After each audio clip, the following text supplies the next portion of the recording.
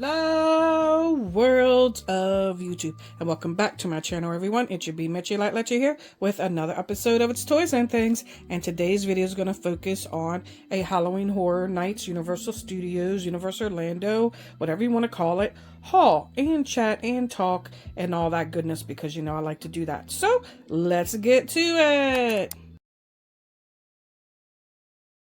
Alrighty, everyone, as aforementioned, I have a haul in front of me, not the whole background, that's actually my background, my kitchen table decor, but what's mostly in front of here is the haul. So recently, I had a trip to Universal Orlando, where I went to Universal Studios, and I went to Universal Islands of Adventure, and I mostly went for 2 nights of Halloween Horror Nights, and 1 day park pass or trip to Islands of Adventure. And then I also did Volcano Bay Nights, which is something new they do, which the Volcano Bay is a water park, Universal's water park down there, and they open it at nighttime, only on once a week, which was a Friday.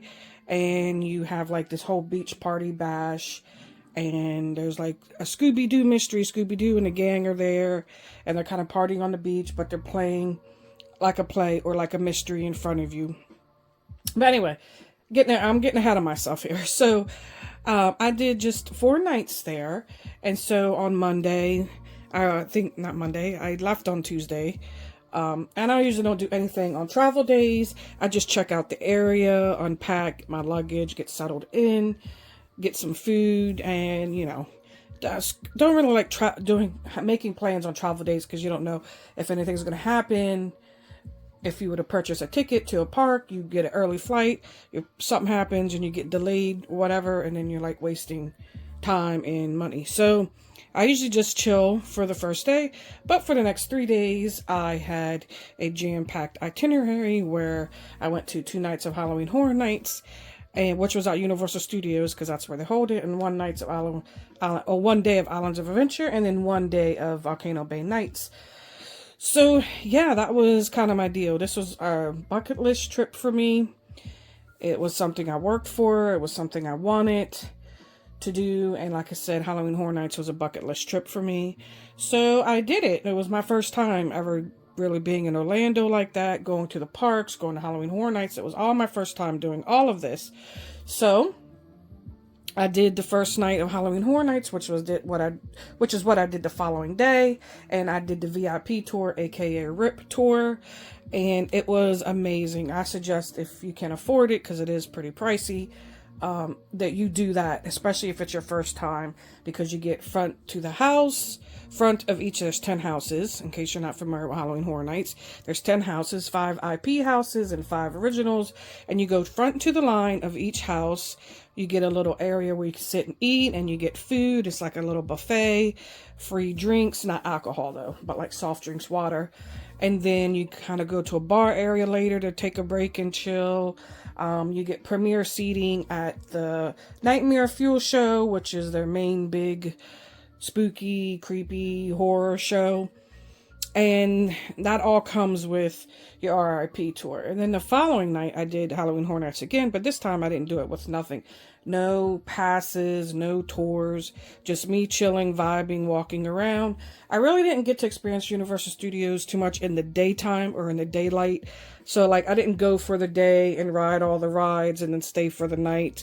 I did do the 1 day of Islands of Adventure, which I got a late start on because I slept in. And I kind of regret that, because I ended up missing a lot because I had to rush back afterwards and do the second night of Halloween Horror Nights. So I was kind of getting used to both of the parks. I did not do Epic Adventure. It's a new park. It's the brand new big theme park. It's kind of getting kinks and stuff worked out, and I'm hearing so-so reviews. I am going to try it. I maybe try it on my next trip, but for now, I decided I was just going to stick with the 2 main parks and do the City Walk. And if you're not familiar, Universal is a Universal City Walk. It's basically an entertainment, eating, shopping area that kind of connects both parks, and everything is in walking distance, so everything's very convenient. My hotel can be in walking distance, or you could take the shuttle.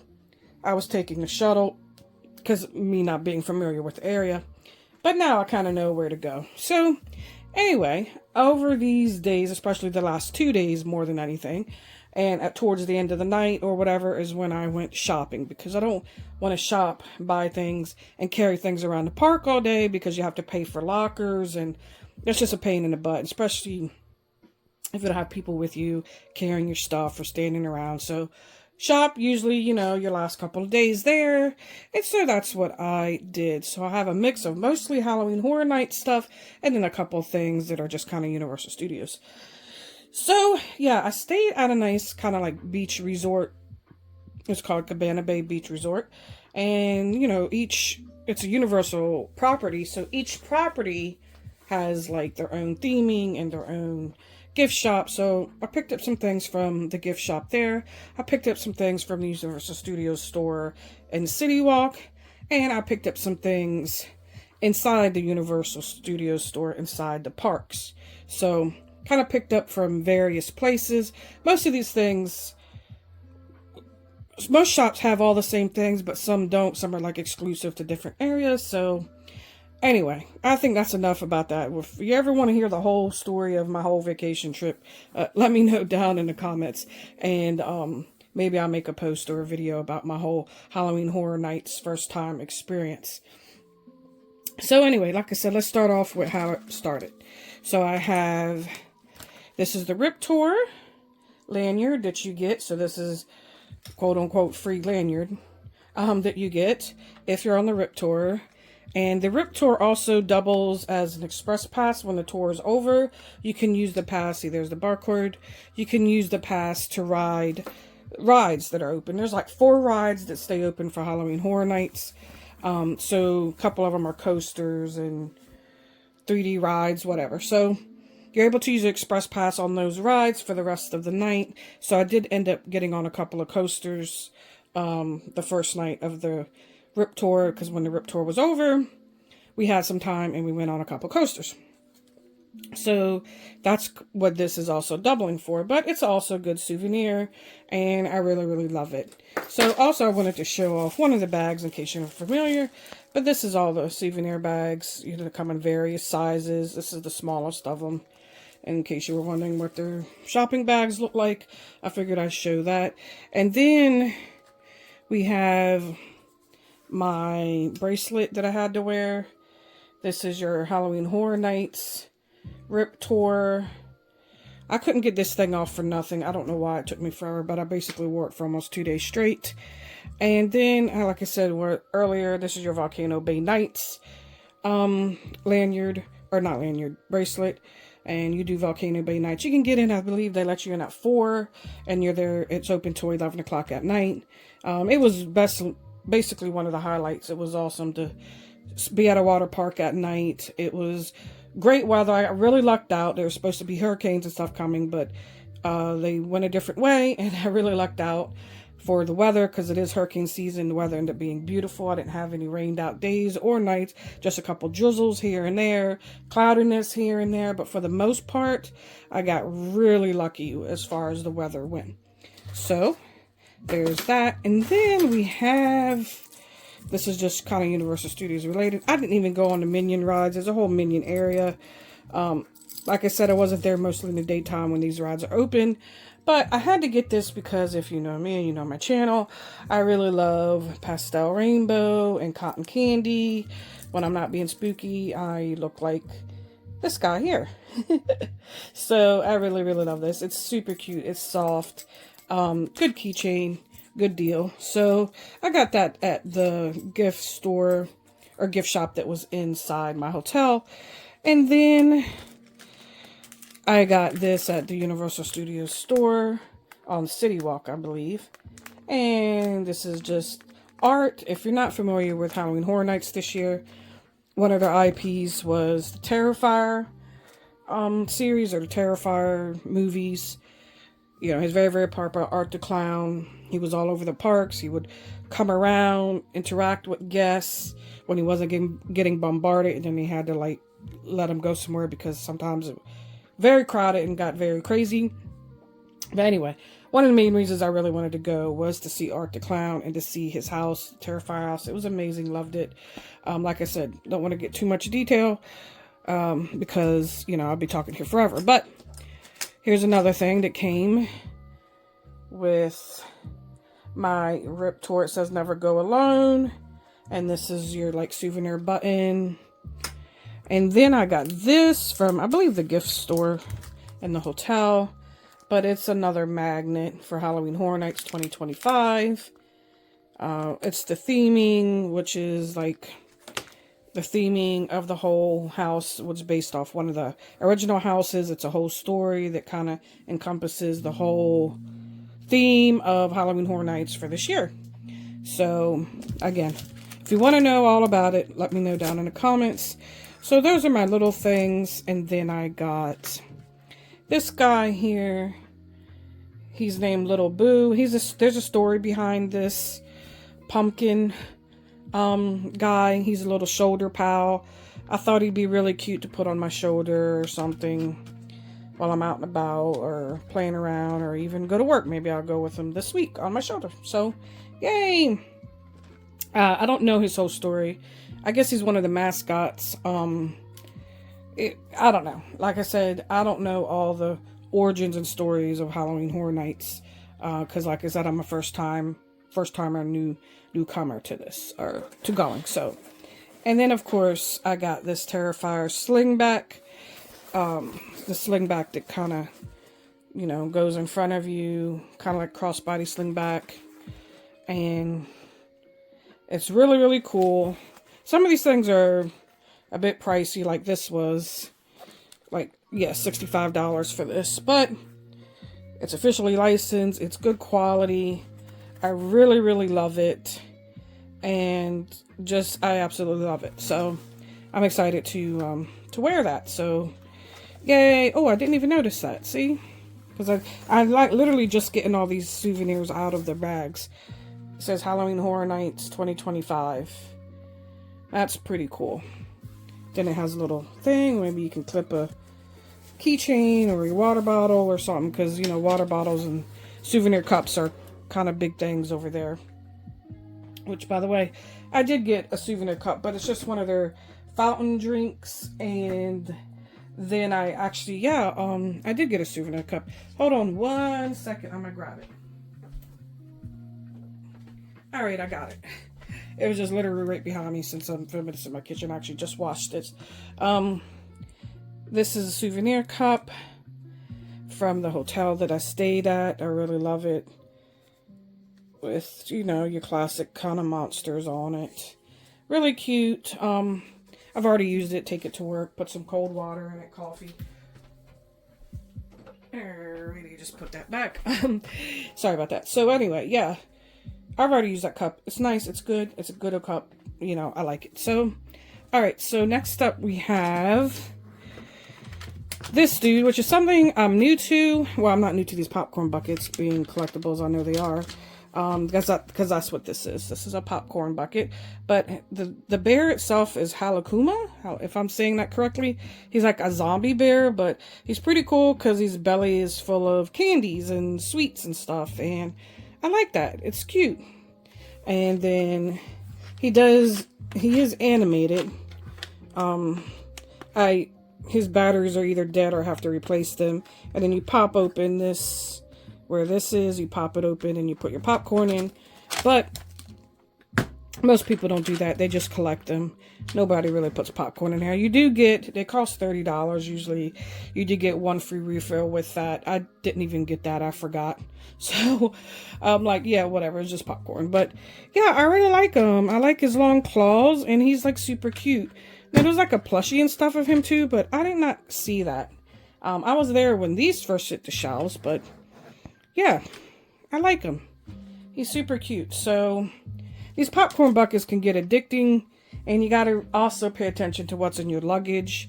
I really wanted to buy a couple more, but they're really big, and, you know, I have to realize that you have to take this home, and it's got to fit in your luggage. So, oh, there it goes. That's I was saying his ring, Hamikuma. There is his name on the, and it says Universal Studios, but yeah, I don't know anything about this character. I need to research and learn more about him because he's very cute. Alrighty, now we're pretty much done with all of that. Now let's get into my newest obsessions and love, and that would be the Wizarding World at Harry Potter. So, quick story. Of course, I knew Harry Potter is a big thing at Universal Studios. They have 3 different Wizarding Worlds there, especially with the opening of the 3rd park. They have a Wizarding World in that one too. But the main old school ones are the one at Universal Studios, which is Diagon Alley, and the one at Islands of Adventure, which is Hogsmeade, which is where the big castle is, and that was the first one that was built. Second one's with Diagon Alley, and the third one is I don't know what to call the third one. It's like based off Paris and stuff, so it's kind of like retro, kind of like Fantastic Beasts mixed in with some of the Harry Potter movies. I don't know. I need to catch up. I am a Harry Potter fan. Like, I'm not some huge person or huge fan. I mean, I love the movies and I think it's pretty cool, but I went to Diagon Alley, and like I said, it was dark because I didn't spend too much time there in Universal Studios when it was light. I would get there when it was light, but that didn't last long before it got dark. You know, obviously there for nighttime. And during Halloween Horror Nights, they stay open till 2 a.m. So it's like literally all night. And so I went into Diagon Alley a whole bunch of times when it was dark, and I just walked in and I don't know what I felt. I felt like I was home or something. It was very weird. I just felt like at peace, and I felt like I was home, and it just was so amazing to me, like the way the shops looked. And then of course they have that ride in there with the big dragon, and then there's like a ride in there, which I did do. It's like a roller coaster, dark roller coaster ride. And so I did do that, and it was awesome. But the village itself, just the walking around, everything, it was just so amazing. And then going in the dark, they have that, I forget the alley, Lock something alley, or I forget. Anyway, it's like really dark in there because that's where like the dark wizards go and stuff. And a lot of these shops are open and they sell stuff, and a lot of the shops aren't. They're just like fake storefronts. But, you know, they have places that sell butterbeer in there. I tried butterbeer. I am totally in love with it. Oh my God, where has it been all my life? I just kept buying butterbeers and just walking around, and it was quiet. And especially more towards the later end of the night. In the beginning, they have like the Death Eaters that come out, and they do a little show and they interact with the crowd. So you have to kind of like go in and out of park and see when the Death Eaters are going to be there, because a lot of people like to see them. I did get to catch some of the Death Eaters show, but not all, because I really wanted to walk around the other areas of the park, but I just kept coming back to the Diagon Alley. I just really loved it. I don't know. I mean, I guess it was quiet, not a lot of people, especially the later you went. And as most of the stores closed, they only had a couple of places still open where you could buy butterbeer and where you could buy wands and the ice cream candy shop. But I didn't even go in there. So I just really, I don't know why. It just a feeling I just loved. I don't know. It's so weird. But anyway, so I really loved the Harry Potter world. And then I went to Islands of Adventure during the day because I had a day park ticket for the day. I got there late, and I was doing a lot of water rides in the Toon Lagoon area, and I was checking out other things, and I went to eat at like the famous restaurant there called Mythos, and I totally skipped Hogsmeade, and that was like so dumb of me. Like, that's where the Hagrid's motorbike ride is at, and more butterbeers and more wands, and I just didn't have time I didn't want to get to Halloween Horror Nights too late. I mean, I wasn't just chilling that night, but still, I was like, I wanted to not get there super late. End up getting, by the time I got back to my hotel, got dressed and everything, end up getting to Halloween Horror Nights about at like 8:45, almost 9. So that was about as late as I wanted to go, especially since they opened up at 6. And yeah, so I mistakenly skipped all of Hogsmeade. Silly me. But yeah, I really loved it. So I kind of fell in love with it. So I got this. This is from Fantastic Beasts. This I got from actually the gift store in, I believe, my hotel. It's a pygmy puff. It's a shoulder pal, so he kind of sits on your shoulder, and this is his little carrying case, or her little carrying case. I have to refresh myself on Fantastic Beasts and all that, because I need to do that before I go again. So that way I'm really familiar with all the movies and just refreshing myself. But one place I did go to before they closed up at the end of the night was the Ollivander's Wand Shop. Now, this is where I got into trouble. Because I just fell in love with these wands. I love the way the store looked. And so I ended up buying 4 wands. I got 2 at Ollivander's, and then I got 2 at the Universal Studios store. So we'll go with our first one here. And this is already opened and stuff. I was already playing with it. These are the interactive wands. I didn't know there was non-interactive ones. I do now, and I am now actively buying them online. Yeah, so this is a rabbit hole I did not know I was going to get into, but I did. So this is the Death Eater wand. Yeah, the Death Eater wand. This is the interactive one, and I got this one from the studio store. It wasn't sold in the Ollivander shop. I don't think he would sell these because these are like the bad people wands. But these are the interactive ones. These are the Generation 1 wands. They do have Generation 2 that just came out some months ago. And they're actively putting out Generation 2 wands. But if you're not familiar, you go around the Wizarding World and you cast spells at certain areas that are interactive with your wands. And it looks pretty cool. And you go cast spells and do funny things, and yeah, but I really like this one because, well, I like the skull. It's pretty creepy, and I like the wand itself. I really love it. These are kind of like made out of like a plastic or resin, but recently, like I said, I did get into the non-interactive ones that I purchased online, and I got a non-interactive one that looks just like this one that I just showed you, and I love it so much more. It's just more heavy, feels more real, like it's made out of wood.